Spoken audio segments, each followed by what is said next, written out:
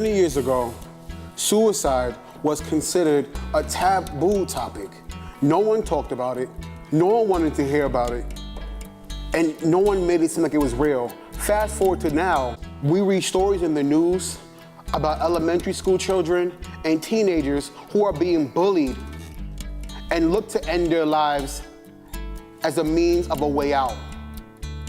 We can even look at some of our favorite celebrities today, such as Robin Williams, Kate Spade, Anthony Bourdain, and most recently, Mac Miller, to see that suicide is a real problem for people from all walks of life.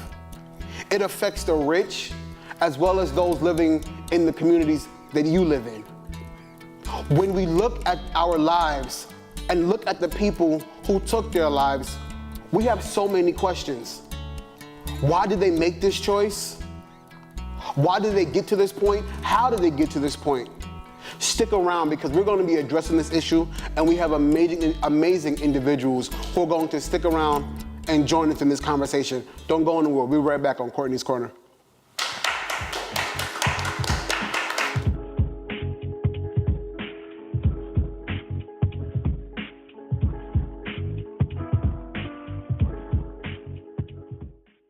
According to the CDC, 123 Americans die every day by suicide. Today we're going to be shining a light on such a sensitive topic. And here with me today is Emily Ann Acevedo and Kyle Whittle. Thank you so much for being here with us today. So I want you guys individually to tell the viewers a little bit about yourself. Where do you come from? Hi, my name is Kyle. I'm 21. I'm from Courtneys. I'm an Aries. I recently started getting into poetry, and I'm a sports management major. Okay, thank you for being here. And this young lady over here, introduce yourself to the people. I'm Emily Ann. I'm about to be 21. I consider myself a poet and a photographer, and I just started living in New York not so long ago. Oh, well, I'm happy to, a new New Yorker. We're happy to have her here. All right, so let's just get into this suicide topic, right? I know both of you I was able to speak to even before we got here, and you guys had amazing stories. So if you don't mind, I'm gonna start with you, if you don't mind sharing your story with the people. Well, I've always been depressed since the age of 6. That was when my mom took me to Puerto Rico. So me growing up without a father or without siblings was hard. I had a sibling, but it wasn't the same. It was just like, oh, I always had in my head, oh, why doesn't he love me? Why do they love me? Da da da da. So it was just like hard. It was always hard living by myself. And I started having suicidal thoughts at a very young age. I remember writing my first suicide note to my mom at the age of 6 or 10, either one of those. And I was just like, dang, my mom's gonna read that. I ran to the kitchen, tried to get it, but she already read it. And at the age of 16, she told me that she read it. I'm like, then why you never checked up on me? She's like, I did. I was listening in the door. And a lot of stuff happened at the age of 18, and I started writing. To let your thoughts out. Yes, I just started writing everything I felt. And when I met my cousin, because we knew each other, but it was not really a good relationship, so she started helping me, be better at it. And that's now, since August until now, I've been professionally doing it. So was that an outlet for you? That was something that kind of took your mind off of... Music and writing, yes. Okay. Yeah. Music does it, guys. Music does it. Yes, it does. It does. Kyle, if you don't mind sharing your story for a little bit. Honestly, in terms of depression for me, it's in fragment pieces. I want to say literally right after I graduated from high school, I took the transition from a high school student to a college student upstate. And being in an environment around people that's outside the race, because upstate there's not a lot of many colored folks. And as I got into my first year, it became overwhelming. And then you fast forward into my second year, I reached this class called accounting. And for accounting, for some reason, I just couldn't get it. I suck at math. It's weird, so I'm a business major. And from day in, day out, I would go to bed 6 a.m. studying it, getting help from people who gets A's, getting help from home. And then when the final came, I failed the test by 5 points, and I failed the class. And then that's a 4-credit class. When you fail in college, that eats your GPA. I found myself being dismissed that semester But I used to just tell people I was just taking a break. This is like my first time expressing why I was like home last year. And it's weird when you have like a family that seems like so successful and you look up to a sister who's like a 4.0 and this and that, it gets you like, you feel like you're the disappointment to the family. So then when I mean like fragmented pieces, not only do I feel like a disappointment, stuff from like in my past time, like if I listened to like my mom when I was younger and stuff, like what if I did this differently and that? Maybe I wouldn't be in this predicament now. So now you have the feeling like a failure, then you have the, oh, you stupid, you really should listen. And then like, I would joke, I'm like, oh, I'm dumb and stuff, like when me and my sister have our little bickering, but it's like deep down in parts of my heart, I start to feel like it. And like, to just not to go back into the fragment, when I want to say I was in 3rd grade when I lost my grandfather to cancer. So when I'm older now, I might think like, he's really looking down on me, just messing up my life. How do I look to him? And then when you add that to all the, oh, how's school? What are you doing right now and stuff? All that just eats you. Because like I said, for the longest, I was just telling people I was staying home. And we fast forward to this year, the semester ended, and just the day before I was gonna go back to school, everything just felt weird. And I just asked my mom if I could stay home for like the semester. And I just remember like last year randomly in my basement, this was like the 3rd month in after I was dismissed, listening to all my friends and seeing all the successful, everyone's just better, like they live this better life. And I was like, I'm just getting back into poetry. So I made my YouTube channel, and then my first poem was a poem I made on the spot, and it was a suicidal poem. And then from there, honestly, I just take stuff a day at a time. But that's why it's like in fragments. Everything's all glued together to eat me alive. Well, thank you so much for sharing, guys. Just really deep. So, I know now a lot of this stemmed from when you guys were younger. I heard, when you were a certain age and when you were a certain age back then in 3rd grade. So at any point in time, did you guys reach out for any type of help? Were you afraid? Like, how was that process? Because now this is something you guys were growing up with. It just didn't start. It started from young. So there was no one at that age that you guys felt like you could reach out to? I just felt me as a child. I didn't know what I was going through, but then me becoming a teacher was like, damn, I need to find help. But I was like, I don't want to get judged. I don't want people to think I'm crazy. I was like, nah, I'm gonna just keep it to myself. But one day my brother came in my room and I was writing something. He took it away and he saw everything I was writing. I'm like, sorry. And he's like, oh, you should have told me. And that's when I started getting help up. It was just hard. Getting help was hard because everybody would look at you a different way than what they used to. And that's why I would never talk about my feelings or nothing. So you thought that your family would judge you if you told them that you were having these thoughts or that you were crazy? Both. And for you? Well, for me, like I said, it didn't necessarily start. I just have memories back of like when I was sad. That's why I said the fragment pieces. I wasn't necessarily depressed, or I'm like, yeah, because my grandfather was like my best friend. I think that what added to it was just the thought of like the man that I see myself becoming. It doesn't look like the man I think my grandfather pictured me to be. In terms of like me, like I said, I recently just told my mom, like, and my dad. We sat down and talked about it, and I have people that know about it. And like as we discussed before we came on, I was saying like I know the support is there. It's just when you're alone, like when you're just in the room alone, it's like you feel that aloneness. Like there's people around, but you don't really feel it in yourself that there's people around. And like for the longest time, I didn't want to tell people because I felt like my issues was like a burden to people. Because I didn't want to be no one's burden. I'd rather just tell people, thinking maybe that would help me. But in the long run, I just feel like alone. I wanted to ask a question. What do you think are some of the misconceptions that people are using against suicide? What do you think people are saying when it comes to suicide? I feel like people misinterpret things. Like, people don't do it just for fun. Like, just, oh, I'm sad, I want to die. Like, people really go through stuff. Like, people don't know how to handle it. And there comes a point, like, you know what, I think this is the better route for me. Nobody's helping me. I'm not getting better. Let me just take away my life. And they shouldn't think like that. If you know somebody that's going through something, like, talk to them. Don't judge them. Like, talk to them. Actually see where they're coming from. So you're saying that you think for people who are going through this right now, it's the easier way out rather than... No, not really. It shouldn't be an easy way out. I just feel like they should talk to somebody. They should seek help, even though it's hard, or just do something to take your mind off of it. What about the community of it all? In doing this episode, one of the things that I wanted to focus on, and we will talk about a little bit later, is the community behind people who are suffering with this. And that's why I asked about misconceptions. Why do you feel like it's hard to talk to the people within your community, especially those you guys consider besties and that's your bro, that's your sis? Why do you think it's so hard for people who are suffering with this to be able to reach out to those in the community? And how can the community come together to help empower?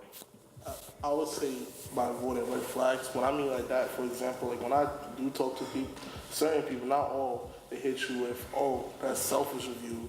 And at that point in time, you feel like you want to just leave.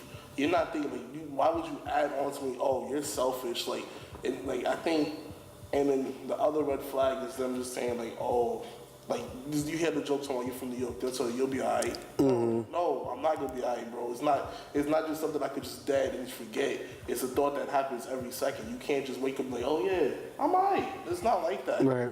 I think It's an ongoing thing that's I think beyond that, it's not. It's like I said, for me, from my experience, like it's a burden to want to talk to others. I think people are afraid of like the reaction, especially like when it's your closest friends. You don't want to see. You're afraid if you're gonna get a positive. Is it gonna be positive or is negative? What do they think about me? Are they gonna think I'm crazy because it's like, oh, any moment he could just do it. Like Right. that's why I think.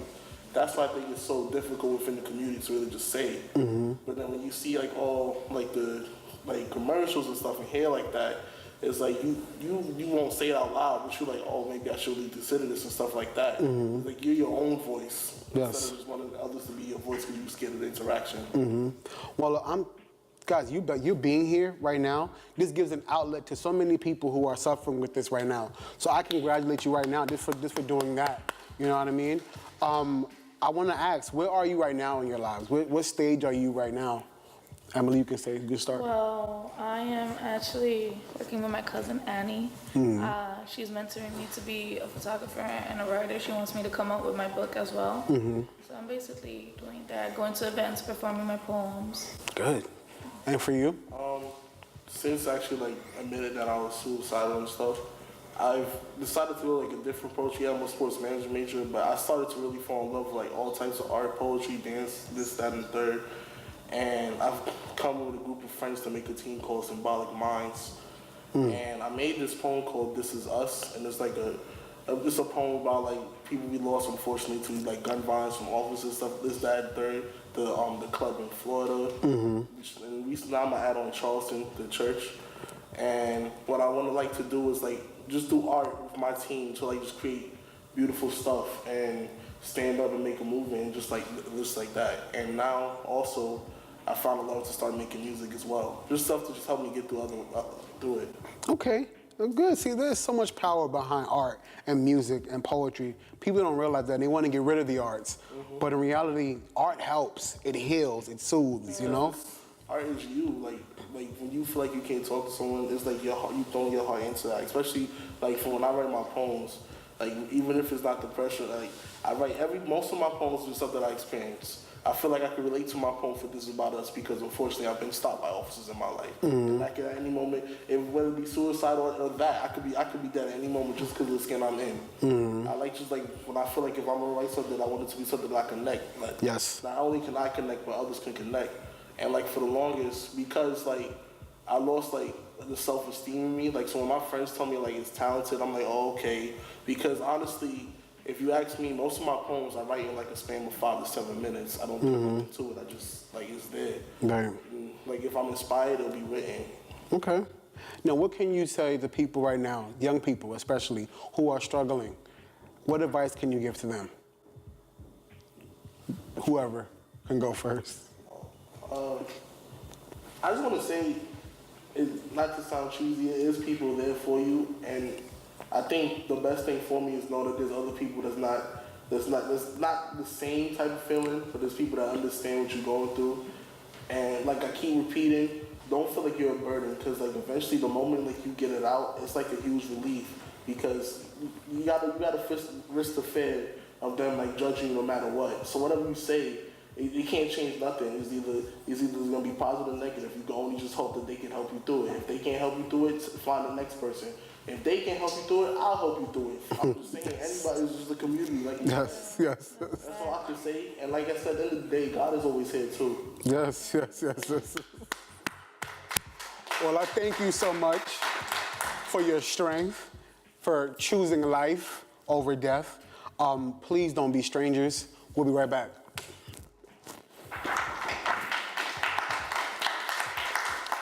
October 9th at 11:45 was when my life had ended. Let's start by saying I'm suicidal. Suicidal by words I thought. See, at 11:45 was the moment I decided to end life. At 11:45 was when I took them 7 pills and said all my goodbyes. I was so tired and worried about the lies that I actually tried to commit suicide. I still can't believe I didn't think about me.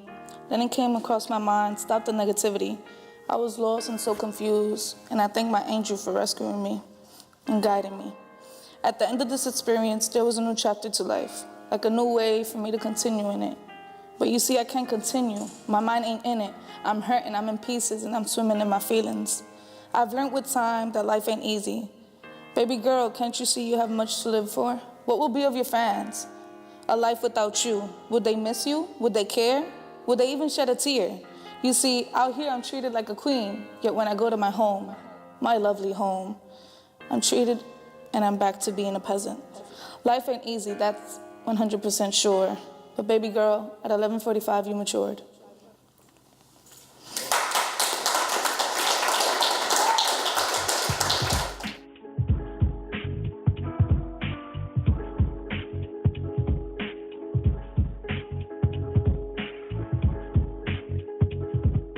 Thank you for tuning in. Joining me right now is community activist Chris Banks and owner of not one, but 2 barbershops and the barber bar. Give it up for Delore. Gentlemen, thank you so much for being here. It's a pleasure having you. Start off by telling the viewers a little bit about yourself. You can go first. Hello there, Delore. I'm owning 2 barbershops. I'm a father as well, 11-year-old son, 2 kittens and a dog. Family man. So a family man, wife at home. So it's great being here actually. I've been in the industry for a bit. I haven't always been in the barber industry. I first made a transition from corporate. I worked in engineering for about 8 years. And in 2008 was when I just became an entrepreneur and I own my own shops now. So it's, and I'm just really embracing this industry. There's a lot you can actually grasp from a barbershop and what you can give back to the community as a barber. So I'm great to be here as well. Share this knowledge with you guys. Thank you for coming. Sure, definitely. Chris. Well, thank you for the opportunity, first of all. My name is Chris Banks. I'm a local community activist out of East New York. I'm born and raised out there, and I've been heavily involved in the political process in my community. I'm also the executive director of a local non-for-profit that deals with youth development. We do a lot of housing advocacy for seniors, and we've just been a strong voice for the residents out in the East New York community. So again, thank you for the opportunity. No, thank you guys for being here. So as you know, the topic that we've been discussing so far is suicide. Now, to kind of get on the community empowerment of it all, why do you feel as though suicide is happening so rapidly now? And as a community, what can we do in your field to better that? What are we doing? Well, I mean, we obviously need more awareness. Yes. Awareness is important. I think the way we look at society, I think there's a level of everyone has to be strong. Yes. We have this alpha male consciousness that is superseded exists. And folks tend to look at folks. You can't be weak. But I think if we bring about awareness to this issue and let them know this is serious, this is it's akin to the opioid issue, especially in the black community and really throughout the country. Right. Because you're seeing it not only in black communities, but you're seeing it in other affluent communities. Yes. And you had pointed out something I think was very important earlier, where you had said that it has no barrier. There's no wall. Yeah. It's affecting the rich, poor. It's in everybody. So I think awareness, and then with awareness, then resources to deal with the issue. Yes. When it comes to barbershop, you probably were like, what do you use a person who owns a barbershop for? For me, growing up, a barbershop was a place of community.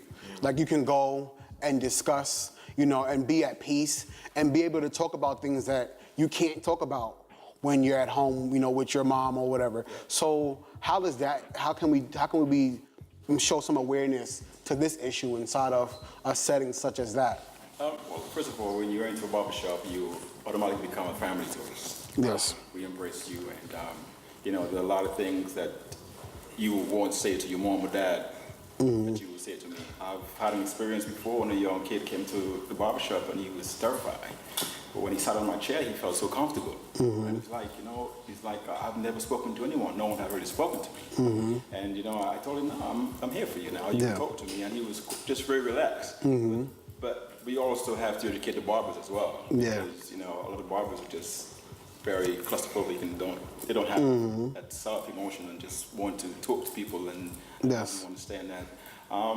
The other thing about suicide, I'm actually there to it because my sister, she's passed now. But that's not the reason why she did, but she was always, that was one of the thoughts she had growing up. And I think that just by being a sibling and always being supportive of her, I think that was, and she just felt through it and it never happened that way. But I think it all started from within. I mean, if the family is not involved in the kid's life, it's definitely Yes. to have that, I'm claustrophobic, no one cares about me, and my only solution is I just want to run away or commit suicide. So like in retrospect, should community start at home? Does it have to start at home first in order to be able to spread out? Right. I think it has to be comprehensive. I mean, we have to believe an old adage that it takes a village. Yes. And yes, I think obviously parents need to pay attention to their kids in the house. Yes. I mean, or pay attention to the activities, what's going on. But I think it has to be broader than that. Because let's keep it real. A lot of young folks or people, period. I mean, the amount of time they spend at home is zero. Right. So they're interacting. As he said, the barbershop has become a place where that interaction can take place. I mean, Yes. it's just in a microcosm way. But I think it has to be a village. We have to have a village approach to dealing with this issue. And I think for myself, one of the things of awareness is not being afraid of conversation. I think what's happening now in today's society is that people are afraid because they don't have the answers. So instead of getting the answers, they just shut down. You know what I mean? So as young men, as young black men in these communities, how can we reverse that? How can we change that approach? Because numbers are rising. 123 people are killing themselves every day. So somewhere along the line, we're not doing something. You know what I mean? So what can we start to do with this rise of awareness? What can we begin to do differently? I think mainly because I think what we have to do now is just talk a bit more, make ourselves more present. I think I have an 11-year-old and it's tough to get him out now. He's just so keen on his cell phone. He's just into video games, and it's like, and this is where it all starts because now me growing up, I never had all this. I used to beg to stay outside, Yes. And now the kids don't want to go out. So if you, as a parent, allow your kids to just indulge into the computers, the games, and you don't take them out to just meet their friends and be out there, I think that plays a great role because, now your kid has become an introvert. Right. Real antisocial. Yes. Antisocial, and he's not meeting other kids, and he don't know what's out there. He don't know how to be someone else. It's just in one frame of mind. So Yes.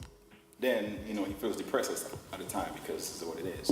But we need to talk more. And I think that's where the parents and the brothers and sisters, friends, and especially at school, because when your kids leave, when they go home and go to school, that's it. You don't see them anymore. Yes. I think the teachers have to don't just concentrate on academic alone, you know. Talk to the kids and make them feel comfortable. And then I agree. I think at the end of the day, you know, we will definitely live a better life. So, gentlemen, do you think that the rise of social media and this information age plays part into these rising numbers? Yeah, I mean, I believe social media and the rise of technology, I think, plays a major part. Yes. I believe social media technology has isolated folks. It has made it okay to stay in your own world and never come out. Right. And I'm gonna say back in the days, I'm not that old. I'm over 30, but I remember when there was much more interaction. Yes. Going on. We played Skelly in the streets. Oh yeah. We played basketball. I mean, there was just so much more interaction. And, I think we need to bring back some of those old tactics to get young folks more engaged and maybe I was looking at something a couple of days ago about these apps where it basically it cuts down the amount of time you use with social media. I believe it limits. So if you get on social media 5 times for the day and so whatever, it basically it cuts, it freezes that your usage of social media. So maybe we need to look at use technology to kind of help correct some of the behavior that has led to suicide. Would you like to add anything to this? I wouldn't down it down the drain too much. I think it can also be a help to especially young teenagers out there, because you have all these group chats going on, and you form a group of friends, and you can get some self-motivation from there as well. So, but yes, it has played a great role of keeping the kids indoors, and no one wants to go out. Right. It's crazy. This is all circling right around my family life. It's like I have he's 28 years old, young man, and he's like, this is just work, come home, and he's on his PlayStation. And I'm like, my guy, there's nothing else you want to do. There's so much more out there. It's a world. That's it. No, it's true though. Like it's so much more. There, it's just go out there and get it. Yes, like he was saying, like playing Skelly. Yeah. Like when I lived in East New York and Linden houses, that's all we did. Every summer, my mother would put us out the house, and we couldn't go back, come back in the house until the lights came on. There was no coming back in to play any game, So like the environment has changed. The generation has changed, and that's why some of, like you said, like people are becoming introverts, because I feel like a lot of it is now hidden. You've created a personality behind a computer or a phone. So now when you are out with actual people, you don't know what to do because it's all like this. It's all become game, behind the game. You don't know these people, you know what I'm saying? So one of the things that I wanted to ask is suicide preventable? And if so, like what can we do to prevent it? You see, the mind is very, it's a tricky form of because, you think one thing today and tomorrow you may feel, or just this one instance, you're like, oh man, I just can't stand this guy right here. But tomorrow he's your best friend. But the only way we can prevent suicide is just talking and being involved and make this, and those who are feeling that way, they have to feel the urge, like, I need to talk to someone. I remember the young lady you had on earlier, she wrote everything down. Thank God her brother walked in. Yeah. Because the note she brother wrote down was goodbye. Right. But the mere fact she never spoke to any of her, she never found that comfortable, that she wasn't comfortable talking to anyone, not even a friend. Right. So I think that's where we all, I think, as humans, to think of life. Yes. There's more to it. What about you, Chris? And just to be straightforward and answer the question, I believe suicide is preventable. And I don't want to sound presumptuous to say that, someone goes home or there's one situation that causes this reaction, but I believe it's a process that I believe people go through, and that particular process, it brings it on. So we as again, I think we just have to, really focus on more awareness, identifying this, when we're seeing things, and just continue to have a conversation about it, and really look at, I think through awareness, you'll get more people who will be able to identify and really and talk and see what's going on, and just have a conversation and just be able to approach somebody. Right. So what a piece of advice or word of encouragement you can give somebody right now who's watching and is going through this? They're writing this stuff down, but they have nobody to talk to. What can you say to them? Talk to someone. If you're on social media, just make a quick story. Don't be shy about it. Let the world know how you feel. There is help out there. So life is too precious. Don't give it away. Mm-hmm. There's more to it than just writing on a piece of paper. Go out there and get it. Come talk to us. We're right here. We're here to help you. Yeah, I would err on the same thing. Talk to somebody. Reach out. Yes. And listen. Don't be afraid. Fear has caused people to really take a different route and just close up. But yes.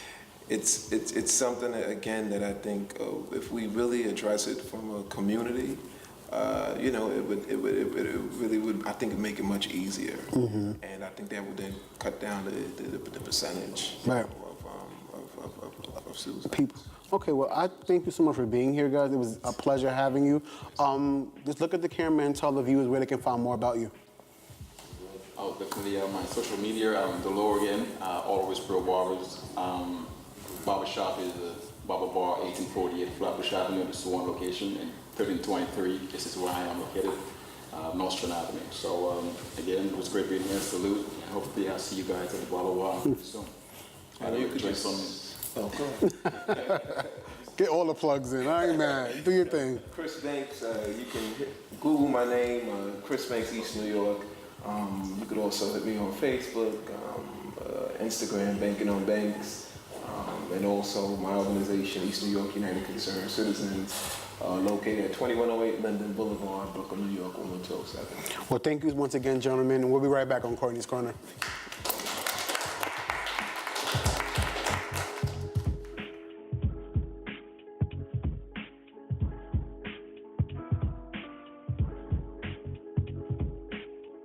I just wrote this, so bear with me.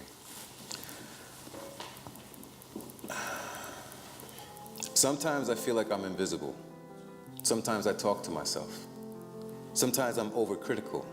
Sometimes I feel like I have nothing left. Like driving a car 100 miles past the moment the red light fuel indicated. Some feel elated at another day at life, while I feel that's a conversation worth debate. Hated, criticized, pressure, love, I despise. Stained pillowcases from all the cries, tell me again, why should I be happy that I'm alive? See, my mother died when I was 10. My father, well, he wasn't there.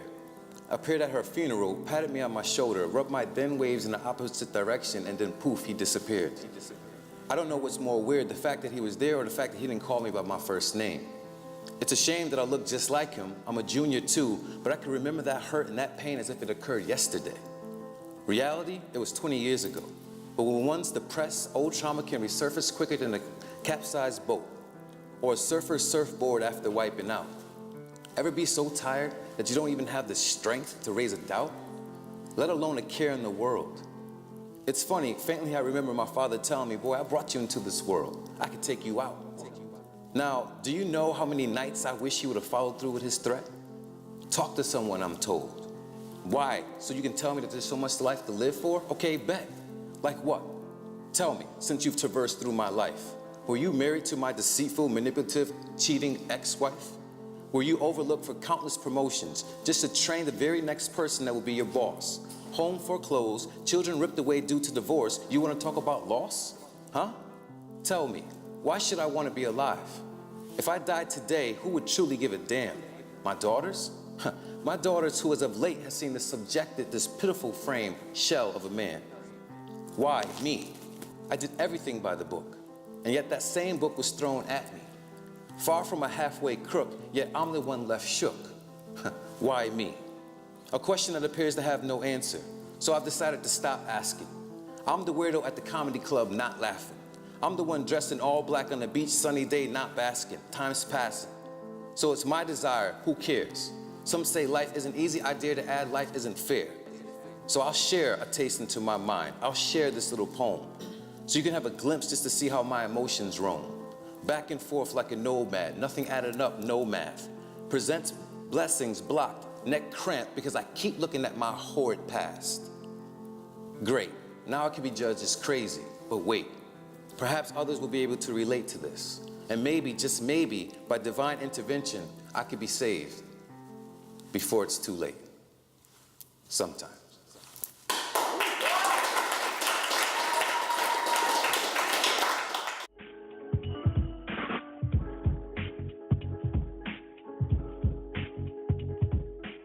Suicide is not a joke. Nearly 4,500 Americans take their lives every year. Remember, we don't grow in isolation, we grow in community. If you're overwhelmed, depressed, suffer from anxiety, someone is always there that you can speak to, that you can go through things with. You are not alone. Help is available. The National Suicide Prevention Landline is one resource. It's available 24/7, 365 days a year via phone. The number is 1-800-273-8255. And you can have a conversation with anyone that will listen. All conversations are free and confidential. You do not have to live in fear. You can choose life. I want to thank all my guests for joining us today to discuss this conversation. Please tune in to next week's episode of Courtney's Corner. I love you and I thank you for watching.